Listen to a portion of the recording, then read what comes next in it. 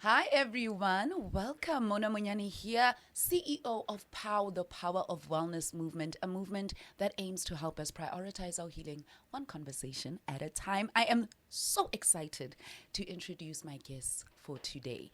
Now, I'm sure you know this lady over here, and if you don't, you definitely know her work because we are all clutching pearls after the release of The Polygamist, a Netflix series that has absolutely gotten the whole world talking. And who am I sitting with today?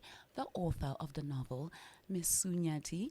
Hello, welcome. Thank you. And joining Sue and myself is the absolutely amazing Refilwe Madumo, an actress and recently an author herself. She has released a journal all about finding your journey to self-love. Today is going to be a conversation, ladies, that I think all of us need to have. Welcome. Thank Refilwe. you. Thank you so much. Welcome, Sue. Sue, listen. Yebo. Firstly, you don't know this, but I know Sue's work from years ago. And we sat down and we had a POW Book Club session. And I was blown away by your writing. Not only the complexities of the stories, the characters, but the themes that you address. And The Polygamist is one of those books that you cannot put down. What motivated you writing this story, Sue? I was actually bored when I started the book.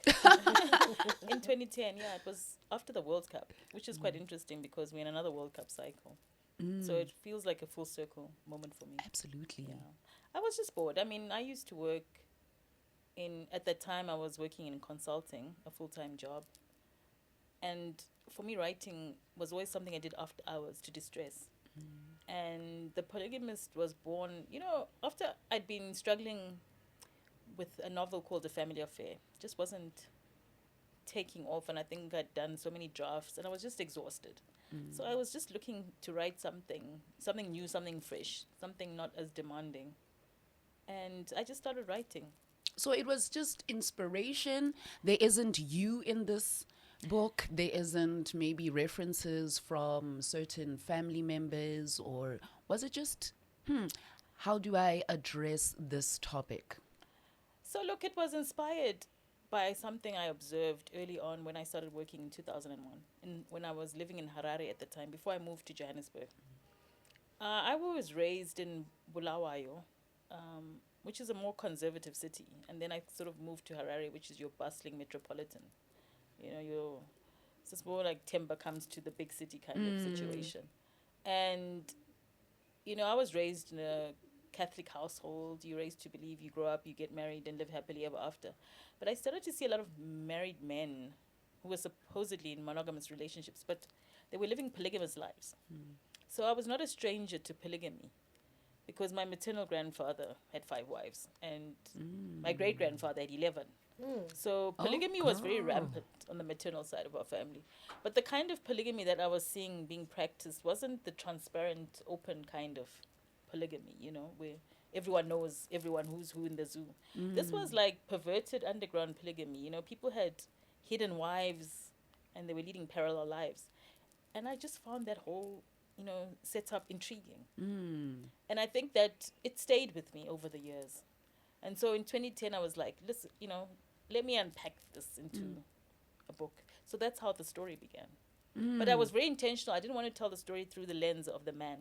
Because I feel men will always justify why they need more than one wife, why they have to be polygamous. They'll tell you it's nature. They'll have 1,001 reasons. But I just wanted, for me, the story, I wanted to understand and tell the story from the lens of the women and center women. And let's go into that. So we have Joyce, we have Matiba, we have Lindani, all of these women who are in love with this Jonas. And, in love is debatable, perhaps attached, perhaps trauma bonded to him is what I would like to call it. But what exactly were you hoping that audience members would receive from these women's stories? And what is it that you wanted to highlight and bring to the forefront? Because as you're saying, you're not centering the male narrative, but in centering the women's stories, what specifically did you want to put forth? So the women represent a different kind of woman. they're built on stereotypes. The characters were built on stereotypes, and they represent different women. I wanted women to be able to see themselves in each of the characters, because when you're seen, representation matters. So in storytelling as well, and I wanted the characters to resonate with you and to be relatable. And I think that's really been the strength of the book as well, in the sense that a lot of women do see themselves. So what are these stereotypes? Because I think maybe... I don't need to explain them. You know a Joyce. Yes. I'm a Joyce. Yeah, I am. Yeah, I don't have to break it down. People just see the character, or they read the character and they'll be like, this is me. Or some people say, listen, I have a bit of Essie, I have a bit of Matipa. Or it's a mixture of all of them. Refilwe, do you feel like you can relate with these ladies, and which one do you think you are? Don't be shy. Come on, girl. Oh my, that is so interesting. I mean, I found them all fascinating. I guess we all have a little bit of all of them in us, the supportive wife at every cost, the Jezebel sometimes, though, I suppose all of us have a little bit of each of those characters. If you're too young to understand, or as you grow older, I don't know. I wouldn't put my finger on anyone and say that I'm like any, I mean, look at Essie. She was Bob the Builder. And we can confess to being Bob the Builder in one relationship. Yeah. And it's hard to admit to, in a way, because as you're saying that, I'm like, perhaps.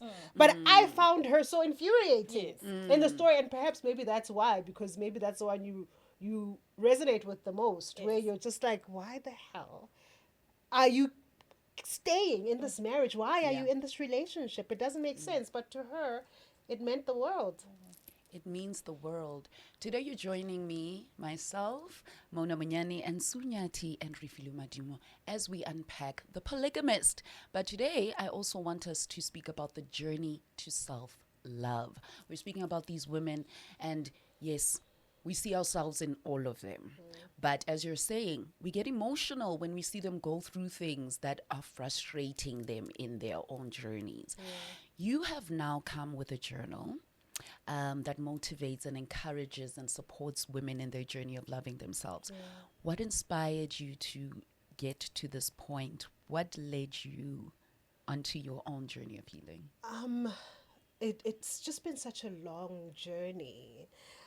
But I think the beginning of it was just not recognizing myself anymore. The person that I thought I was, the person that I felt I was working hard to be, I didn't know who that person was anymore. I didn't know what I liked. I didn't know what was important to me. I spent a lot of time just serving. I was serving my children. I was serving my partner at the time. I was very last on the list, to the point where the only time I exercised was to walk my dog, because my dog needed it, not because I needed it, And a friend of mine said to me, Refilwe, I love you, but I honestly cannot be friends with you anymore. Sure. Because this person that I'm seeing and the person that I know you as, they just chalk and cheese, She said to me, you were the epitome of self-love to me. But what this relationship has done to you, you have wilted to the point where I don't even recognize you, and I can't be around to witness that. She was like, I can't watch you like this. I'd rather just call me when you're ready to be yourself again. And you hear things like that, and I thought, oh gosh, who do you think you are? Judging me for my life. But over time, I realized just how right she was. Because I didn't have an identity that wasn't tied to who I could be to other people. If I wasn't of service in some way, that's the only thing that made me feel like I was somebody. And once that relationship ended, and I didn't even have the guts to end the relationship, right? My ex left me. And when he left me, I was clutching at straws like, who am I?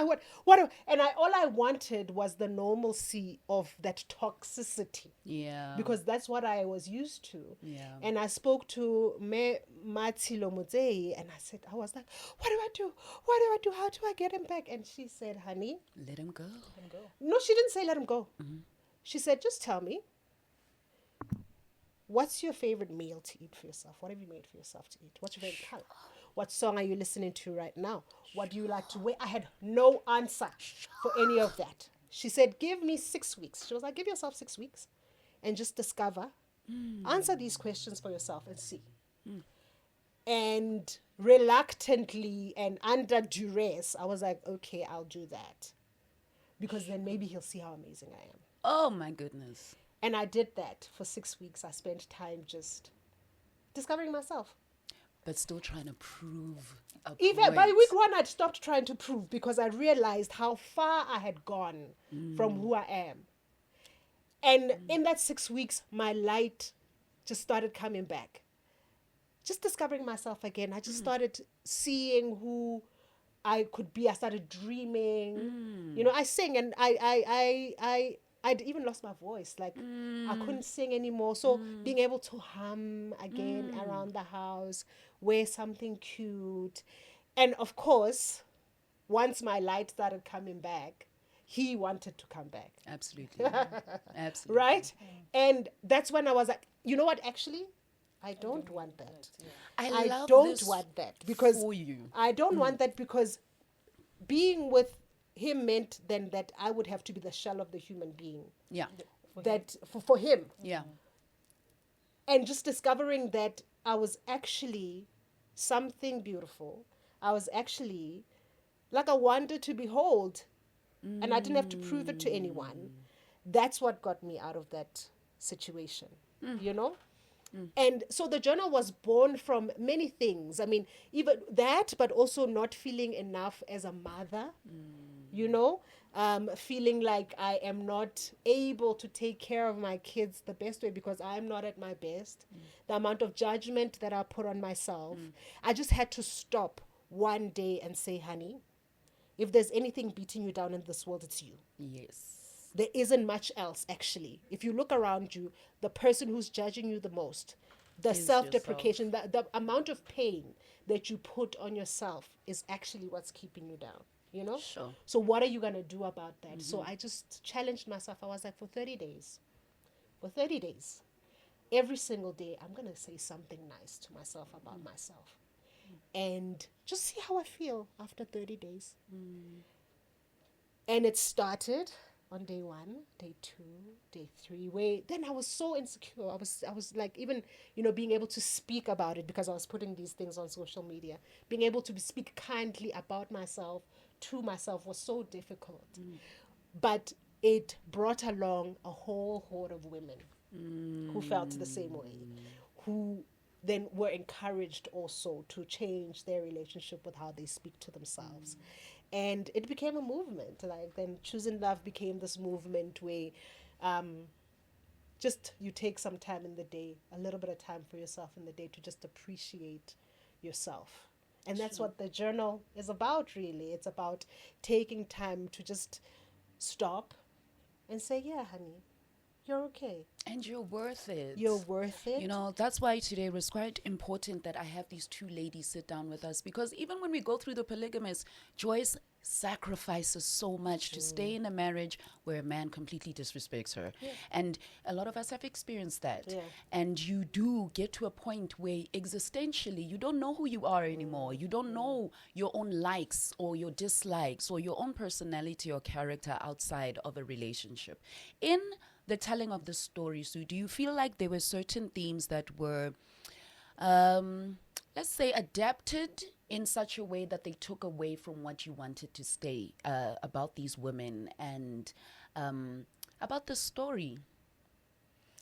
I mean, I think, no, it depends. I mean, it's a multi-layered book. And as Refilwe was talking about, you know, choosing, you know, her partner left and she had to discover who she was. It's the same story with Joyce in the book. It's about her not knowing who she is, not loving herself. I mean, people were like, why didn't Joyce leave? And it's primarily because she'd built her identity around the him. marriage, around him. And, and she didn't know herself as a different entity apart from him. And so in the book, it's a story of her rediscovering herself. And it played out nicely in the series because you see her go back to school, pursue her own dreams, write a book.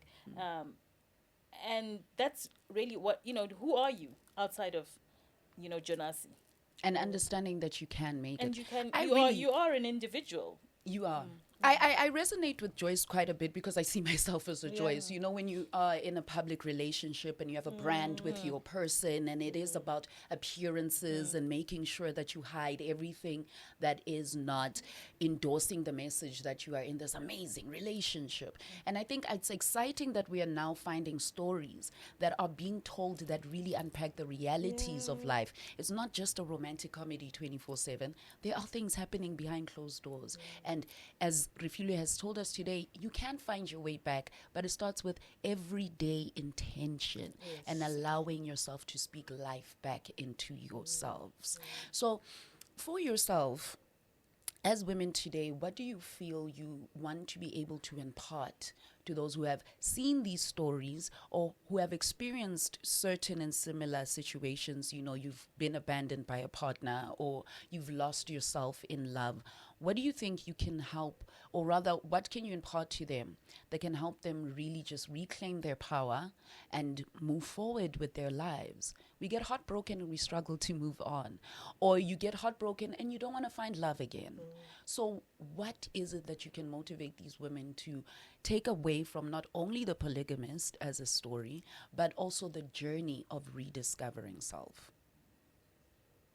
Okay, so for me to begin, when you need to know yourself, who you are, because that determines what you're willing to take and not take, and the boundaries that you're going to set.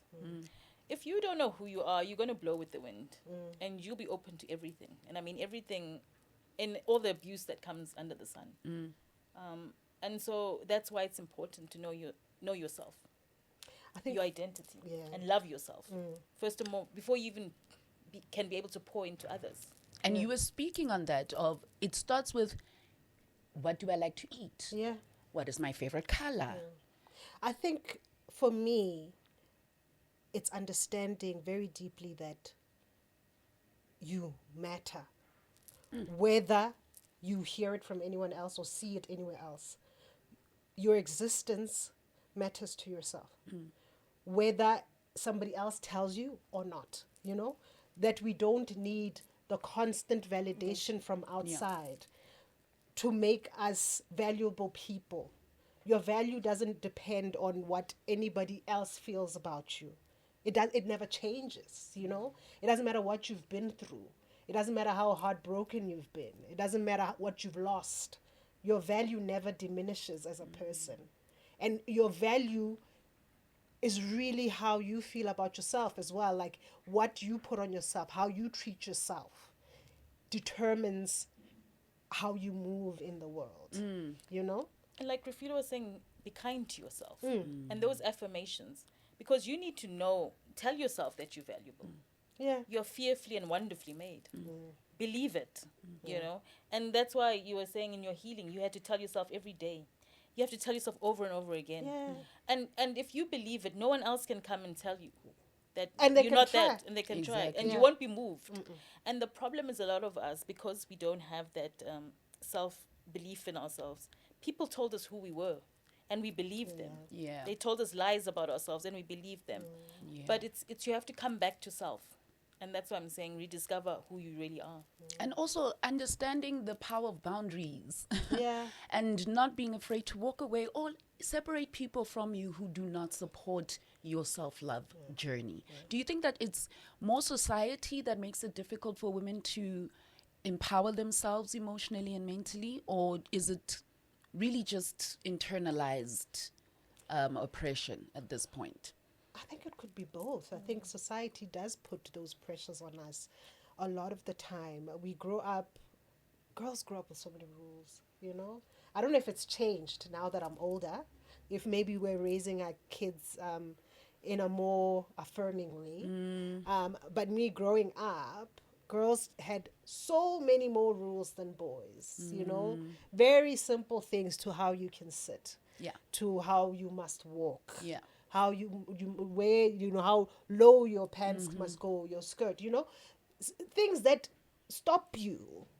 Every time you are trying to express yourself, these things stop you from being yourself. Fully. You know? So finding ways to walk away, to you know, when to create the boundaries that help you protect yourself, I think is something that's very, very important. So all that internalized, I think society creates the space for the internal stuff, you know, for you to be to not feel like you're enough.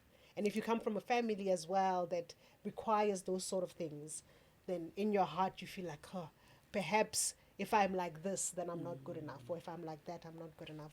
I think it's both. I don't know. Absolutely. It is both. I mean, abantu bazothini, it's a societal thing. Yeah. And most of the time, people are thinking, what will people say? And people will say. Yeah. Oh, people will speak. So, let's go back to The Polygamist for a moment. Is there something you absolutely disagree with the adaptation? Because, I mean, books and scripts are different. And for storytelling purposes, they will add certain scenes or take away certain storylines because it just doesn't work visually, or it doesn't go for the feel of what the adaptation is meant to be. Was there anything that you felt was compromised in this adaptation? Or do you feel like there was something that wasn't included that you would have liked an audience member to be able to access? No, I felt, look, like you're saying, I mean, having, you know, the background of having worked both in television and being a novelist, you know, I kind of understand why some changes were made. I mean, for instance, you have the brothers, Geshom and Wanda in the novel, who become Magesh. They're amalgamated. And that's so cool. Yeah, similarly with Menzi. Menzi is also an amalgamation of two of the Gomorrah sons in the book. In the book, they had 3 sons. So they amalgamated those characters and formed one you know, character and developed a new story arc for him. You know? So, yeah, you understand probably why the motivation, you know, production. But thematically, you feel it was done justice. Yeah, for the most part, you know. But I, you know, like we were talking about the HIV storyline, which is an integral part of the story in the book, and the sex scenes. I know there was a lot of backlash about, you know, the explicitness, but if you've read the book, you understand the sex was also an integral part of the story, of the actual story. How we end up with Jonasi's demise, because Jonasi represents a character who succumbed to, you know, lust of the eyes, lust of the flesh, and pride of life, because he wouldn't take his medication. So I kind of felt in a way, I don't know if in the book there's a lot of ambiguity in how the HIV came into the story, and maybe it wouldn't have played out well if they'd left it like that, and they had that woman bring it, which you know it was a little bit, you know, I mean, I felt in that moment this very strong, powerful man just sleeping with a woman who just knocked on the door randomly. You know, where do you come from? You're just knocking on this door, and then boom, here I am. You believed it. Yeah. I believed it because that guy slept with anything and everything. I saw somebody posted the only person that Jonas didn't sleep with was us, the viewers. And also don't be the maid. But I think, that set South it up. Africans. I think that set it up well. Yeah, so I believed it. No, I mean, at the time, you are so frustrated with how ridiculous he's being that you will believe it, you know. But as you're saying, men are held to a lesser standard. You know, they are not required to be responsible and respectable. Especially men with money. Yeah. Men with money. When you have money, you can be demonic, and it's actually encouraged, right? Because one of the things that also stood out, you spoke about how in your journey of rediscovering self-love, you met a community of women. It was the same with me when the POW Wellness movement began, and I was sharing my story of grief and rebirth and rediscovery and the struggles that we go through with self-harming and self-sabotage. It was me then attracting other women in the dark who are saying, we seek the same light. But what I found in this story, they do resolve it towards the end where they all decide, they're done with Jonasi, right? But it was just very woman against woman. We are punishing each other using one man. We are empowering this one man because the moment they all left him, he demised, right? But the moment they were still fighting for him, he had the power that they were giving him. So Joyce gives him the power to be this respectable man because she maintains his brand.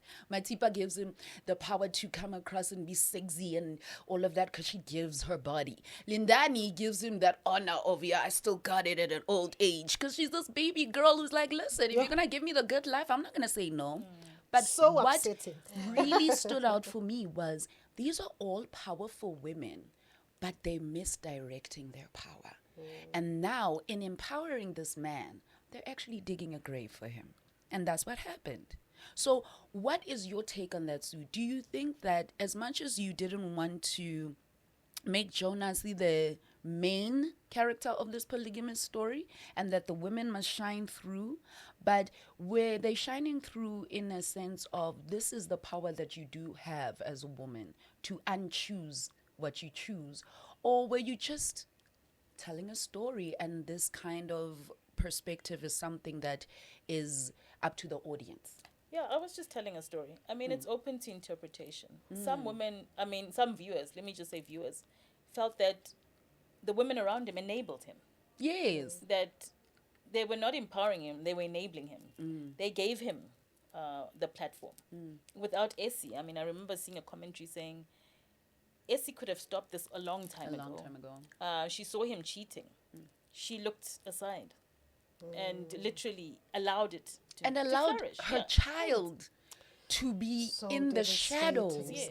Because but this man, he's made me the queen of the township and he comes and he lays it down. And so, I guess enabling is a way to put it. Yeah. She was comfortable in the dysfunction. She was. She was. And it starts when you say yes, to things, you shouldn't be saying yes to. She was then happy with the paycheck, happy to live on the sidelines. And the thing is... Happy to lie to Joyce. Yes, Happy to... Yeah. So she you see the theme accomplice. of women not being allies to one another. And they fighting knowingly hurting one another. We get that. Why are you getting angry at the woman who cheats with your husband? He's the one who made a commitment to you. It's like, but are you not a fellow queen? Okay? Do we not fix each other's crowns? Not tilt them.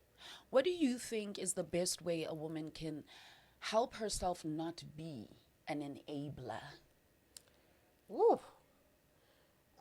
I think just choosing self. I think that for me, that is the theme. You cannot decide or predict how anybody else will behave. We can hope for somebody to fix your crown. We can hope it. But we come from different backgrounds and expectations. We have different values.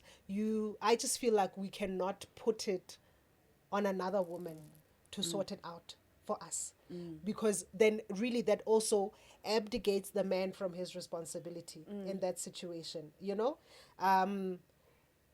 This mess, this Jonasi mess is a Jonasi mess. It is a Jonasi mess. And because these women really, for some reason, felt that they had to hold him in such high regard, decided to, lay themselves out as his sacrifice. That's like a very personal choice, I don't think we can ask anybody to sacrifice for anybody else or to choose for anybody else. I think it's a lot to ask.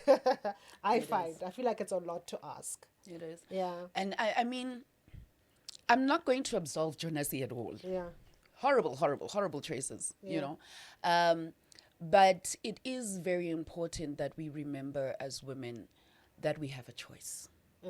We have the power to choose ourselves, to love ourselves, and to not prioritize men who harm us. I'm sitting here with Sue Nyathi and the wonderful Refilwe Madumo, and we are talking about the Polygamist and the journey to self-love. This is the Power of Wellness movement, a movement that aims to prioritize our healing and wellness, one conversation at a time. Ladies, it's been so wonderful just chatting with you. But I want to ask you, what advice do you have for the journalists out here in these streets? You know what words of advice? I don't have advice for anyone. I don't have advice for journalists, to be honest with you, but I have advice. Do we throw them in the fire? Or do you think, however, no, for real, do you think if a man watches this and he feels possibly, if it's possible, we don't know, it could be, he feels remorseful or he feels reflective or maybe this is a life he's led himself into and he wants to get out, but he just doesn't maybe feel he's redeemable or there's no way to go back. You know, do you think... There's no one who's not past redemption, you know. I would say to the Jonasi, get help and get healing. We have a lot of wounded boys who are now grown men. But it's, you know, they're carrying trauma from, you know, inside, from as they were, you know, that they suffered as children. That they've not dealt with. And as we know, hurt people hurt others. And as much as Jonasi is a villain, he's also a victim of his own circumstances. Jonasis don't just wake up and become a Jonasi. Yeah. It's that abandoned child, neglected, harmed child who starts to feel a void of pain. He uses sex, uses alcohol to numb a pain that he's not able to deal with. So sometimes, you know, we need to say, you know, get the help. And that's powerful because Jonasi he comes across as attractive, rich, confident, charismatic. It's Menzi. But what you're saying inside. that I'm like, Menzi was just a little boy who wanted love so much, but is growing up to be like his father. Sure. A lot of Jonasis are insecure. That's why they need many women for external, you know, to get the validation. You know, they need to feel like in control because they're not in control. It's just an illusion. So I think at the crux of a Jonasi's healing, and I would just say to, you know, women, you know, and men, we all are the sum of our choices, the choices that we make, and you need to own your choices because choices have consequences. And our behavior has consequences. There's collateral damage to those children who grow up seeing all of this, you know, which goes to Menzi. Menzi becomes the father that he actually hates, you know, because children don't do what you say, they do what you do and what they see. That was very heartbreaking to see that, you know.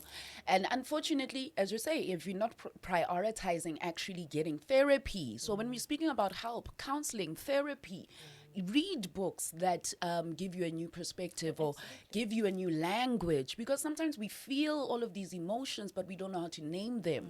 And reading helps you. It helps you just, oh, that's depression, oh, that's anxiety, oh, this is dissociative disorder or whatever the case may be. And that's what's great about stories. Like for me, I read a lot of fiction for that particular reason, because just being able to interpret things outside of what's real, you know, if I can look at it as a fictional story and try to relate it to my life or things that I see, it helps me just have like a different perspective.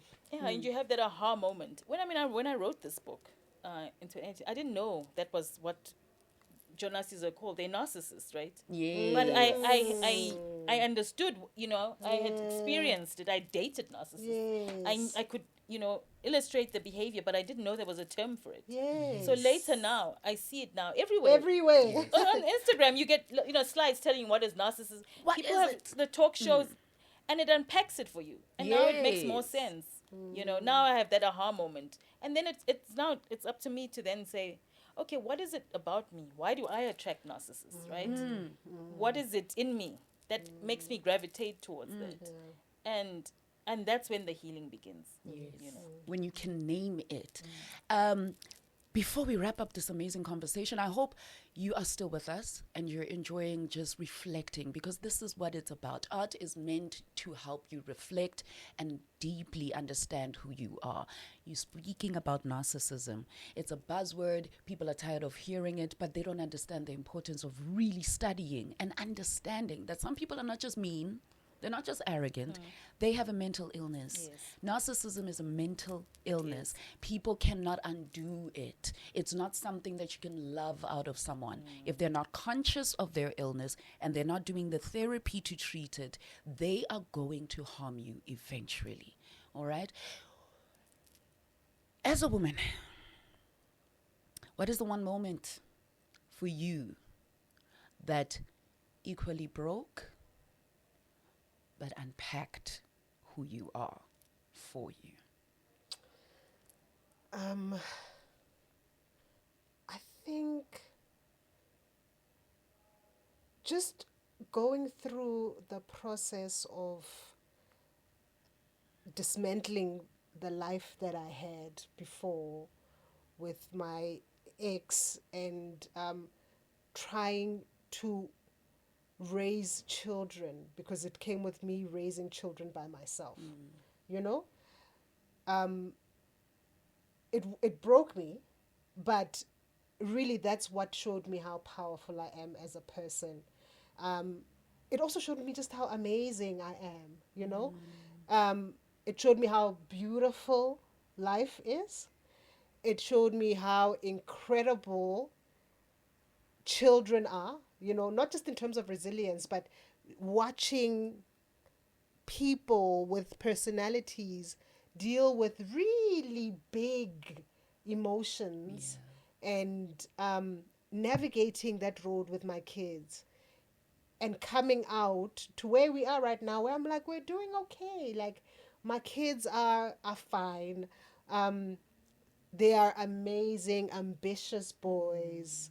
And I'm not just their mother, right? I'm not just their mother. I am a woman who is very self-assured.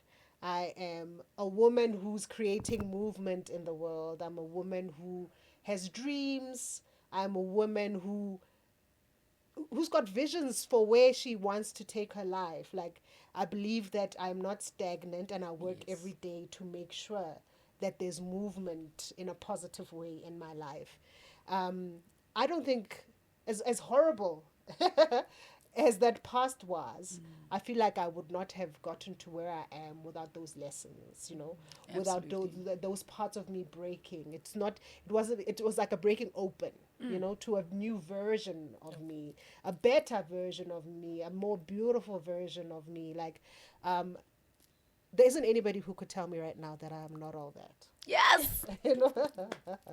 Just for myself, not to impress anybody else, but just for myself. Like, I obviously I have bad days and good days, but I can walk through the world and say, honey, you are that girl. You are beautiful in every way, in the ways that, I mean, I think self-love, part of self-love that we don't talk about is that it's not only the frilly stuff. No.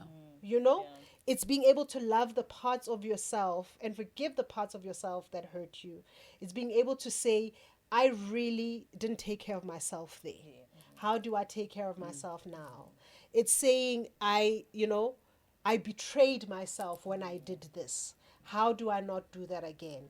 It's saying, I'm not brave enough actually to walk this road. How do I protect myself in this space so that I can learn how to move forward? So that's the gentleness that I'm talking about. That's the kindness that I'm talking about, is being able to look at yourself as like a whole 360 dimensional person and say, in every single part of you, in every flaw, girl, you are beautiful. Oh, in every way, you know? love that. Yeah. Absolutely. And yourself, Sue? I think there's no one, like, moment, I think. But for me, it was a turning point. And I believe it happened during COVID. And I was forced to really sit with myself and reckon with myself. And I think for me, the rebirth was actually spiritual. It began spiritually. Yes. You know, and that's how I really started to heal. You know, heal the broken parts inside of me. I mean, I've been broken in many ways. I mean, I was sexually abused as a child. And, for a long time, I used to say to myself, look, I'm over that. I'm not that girl. That I will not allow myself to be define defined. you. Yeah. But I didn't realize that subconsciously, those kind of incidents, that's not how you deal with it, by just thinking, you over it. Because then I would act in ways, I would show up in relationships in ways that, were a result of that abuse Of that subconsciously. Yes, of the trauma. Because that's the thing about trauma, right? It will show up. The body keeps the score. And, I just want to say to anyone who's listening, you cannot just wish trauma, just and ignore it. You will start to get sick in life when you're older, and you won't understand. But why physically sick? I mean, this is because trauma manifests physically when it's not dealt with and treated. And so it's very important. That's why I really say you need to get that healing. You need to heal, because then you start to understand how, your behavior is affected by such things. The trauma does affect how you show up. And the self-abandoning ways. It's understanding the people-pleasing. I used to be a chronic people-pleaser. Absolutely, honey. Preach, sister. And our society, conditions us as women. Yes. They say it's okay. You literally have to put others first before you. And it's learning to say, no, actually, I'm going to put me first. And it's okay to put me first. Not on the back burner. It's unlearning. So I think for me, during that that COVID period, I had a lot. That's when my healing journey began. Unlearning some things that were very harmful, and taking and getting back to Sue, who Sue is. And people will say to you, "Look, you've changed." No, I haven't changed. I have boundaries now. I've done away with the parts that weren't me. Yeah, and what you see now is who I actually am. Yeah, and because you no longer can take advantage of that. Yes. And that's why people, and I've lost a lot of people in my life, but then it was okay because those are not the people who were ever for me.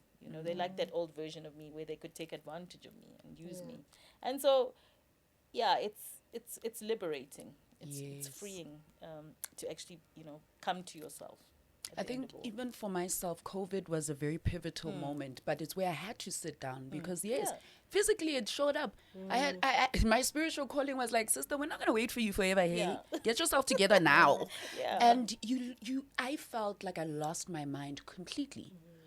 The way I used to think, the way I used to reason, the people pleasing, the imposter syndrome, the being hyper self-aware, but a bully to myself, not nice. Choosing people who endorsed that message. Yes. And then you just have physical. That's why with the Power Wellness movement, it starts with your spiritual wellness. Absolutely. Who are you spiritually? Where are you anchored and grounded? And then you go into mental, emotional, physical, financial. But so many of us are afraid to face ourselves, afraid to do the work. If you could just share something with the women who are watching this. You've spoken about your journeys. You've spoken about moments where you had to confront yourself, but you made that choice.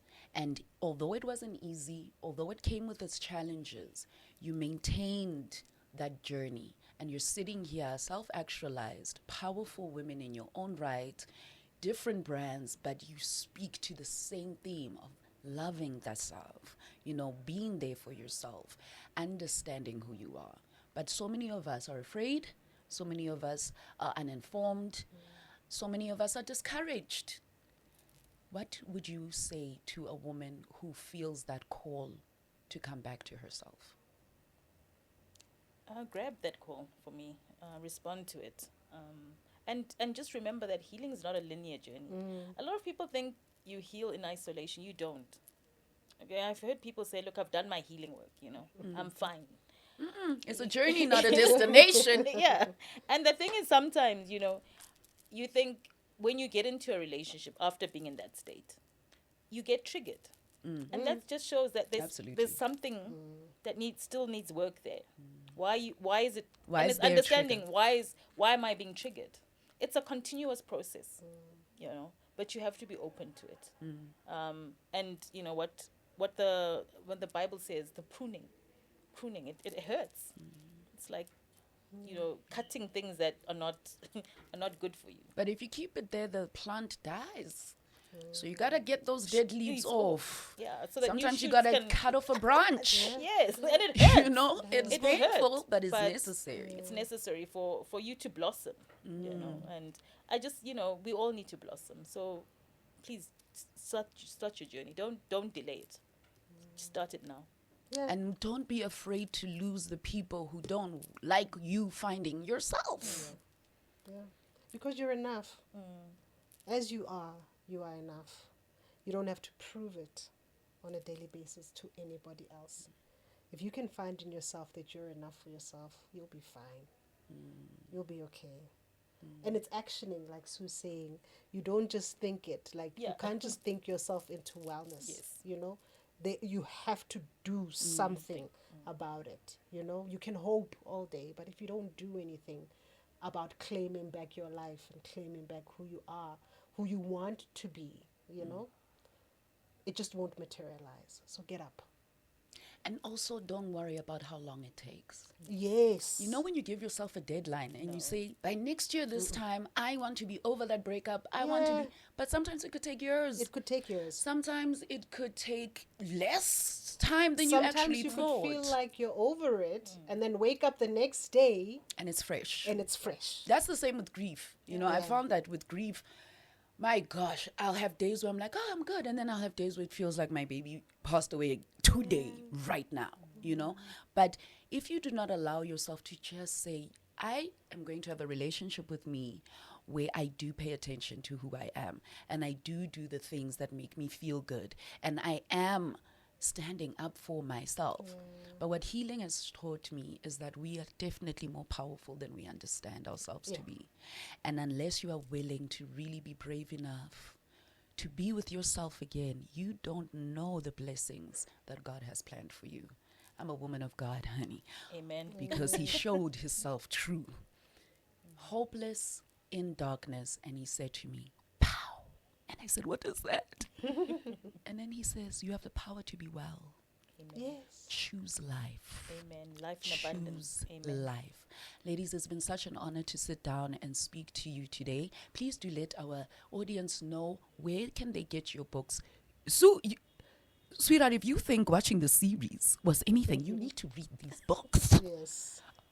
And they need to adapt all of your books, by the way. Thank you very much, because all of them are equally juicy. Yeah. One book at a time. But yeah, all my Equally books juicy. are available. Bargain books. Gold exclusive Diggers. books. I'm waiting for Gold Diggers. Gold Diggers. I'm waiting for Gold Diggers. Listen, that book, it had me just clutching all my pearls. But where I think it's major bookstores across Yes, Estoril. the country. Yeah. But now Am- you're a global Takealot, brand. So Amazon, online as well. And we're currently working for our readers in the region to make the books available there. It takes a negotiation. You just can't go into territories, unfortunately. okay. So we're having those distribution rights conversations. Stunning. So yeah, it'll be there soon. Your gifts will make a way for you, my Amen. darlings. Absolutely. Write these books. They can turn into films and series. Come on. And Refilwe, where can people get your journal? So my journal is available from me. I am self-published. So if you DM me on Instagram, on Facebook, TikTok, all of those platforms, you can order my book. And it's a beautiful journal that gives you prompts every week so that you have reflections that you can focus on and you just write your own story. Also Journaling gotta- is so important. So you see how you think and the conversations you have with yourself. When we're thinking, the thought is gone. But when you write it down, you go back to it and you go, shoo, oh my, I can't believe I said that about myself. Yeah. Or, oh my, I'm actually a little bit smart and funny and cute. And so I do love the idea of journaling. A lot of people get lazy to write. They get lazy to give themselves time. But this is something that helps you because every week she does. She gives you a reflection point. She gives you somewhere to start if you're confused, if you don't know, if you're unfamiliar. So do get yourself a journal. Get yourself the Polygamist. Go watch the series again. Right. And what are your social media handles for those who want to follow you and see how your journeys unfold moving forward? So it's at Sue Nyathi on Facebook, Twitter, and Instagram. And then I'm a newbie on TikTok, which is Sue Nya on TikTok. Yeah. All right. My handles are the Refilwe on Instagram, on TikTok, and Threads. And then on Facebook, it's Refilwe Madumo. All right. Sure. I hope that this conversation has helped you see the importance of prioritizing your self-love journey. And most importantly, how we are absolutely in control of the people we choose to have in our lives. The Polygamist has had all of us heart palpitating. But if we really unpack the story further, we see how these women have power, they have autonomy over their lives, and they do have choice. Consistently choose life. My name is Monyane, and this was POW Sessions. Until next time, POW! Thank you, lady. Thank you.